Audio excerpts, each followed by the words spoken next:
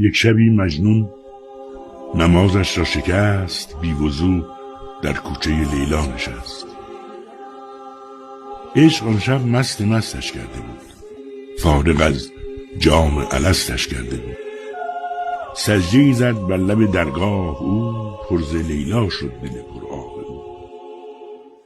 گفت یا رب از چه خارم کرده ای، بر صلیب عشق دارم کرده ای. جام لیلا را به دستم داده ای، من در این بازی شکستم داده ای. نشتر عشقش به جانم میزنی، دردم از لیلاست آنم میزنی. خستم زین عشق دلخونم مکن، من که مجنونم تو مجنونم مکن.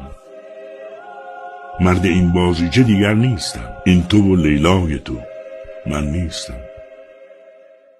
گفت ای دیوان لیلایت منم، در رگ پنهان و پیدایت منم.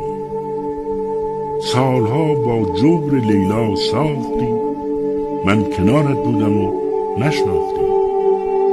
عشق لیلا بر دلت انداختم، 100 قمار عشق یک جا باختم.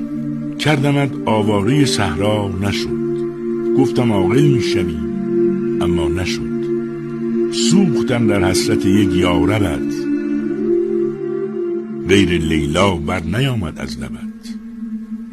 روز و شب او را صدا کردی ولی، دیدم امشب با منی گفتم ولی. مطمئن بودم به من سر میزنی،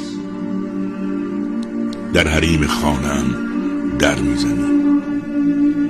حال این لیلا که خارت کرده بود، درس عشقش بیقرارت کرده بود. مرد راهم باش تا شاهت کنم، 100 چو لیلا کشته در راحت کنم.